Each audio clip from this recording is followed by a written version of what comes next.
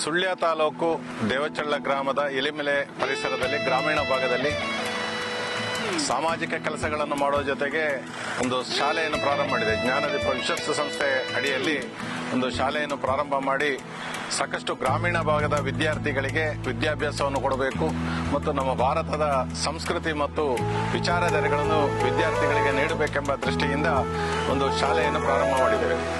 ಕಳೆದ 20 ವರ್ಷಗಳಿಂದ ಶಾಲೆ ನಡೀತಾ ಇದೆ. ಸುಮಾರು 450ಕ್ಕೂ ಹೆಚ್ಚು ವಿದ್ಯಾರ್ಥಿಗಳು ಈ ಶಾಲೆಯಲ್ಲಿ ವಿದ್ಯಾಭ್ಯಾಸವನ್ನು ಮಾಡ್ತಾ ಇದ್ದಾರೆ.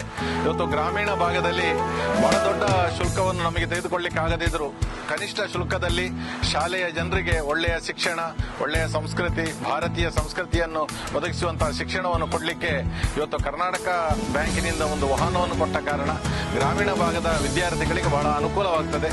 ಆ ದೃಷ್ಟಿಯಲ್ಲಿ ಇವತ್ತು ಆ ವಾಹನವನ್ನು ನಮಗೆ ಹಸ್ತಾಂತರ ಮಾಡಿದ್ದಾರೆ. ಆ ದೃಷ್ಟಿಯಲ್ಲಿ ಕರ್ನಾಟಕ ಬ್ಯಾಂಕಿನ FD ಅವರು, ಆಡಳಿತ ಮಂಡಳಿ, ನಿರ್ದೇಶಕರು ಹಾಗೂ ಎಲ್ಲ ಇದಕ್ಕೆ ಸಹಕರಿಸಿದಂತ ಎಲ್ಲರಿಗೂ ಅಭಿನಂದನೆ ಸಲ್ಲಿಸ್ತೇನೆ.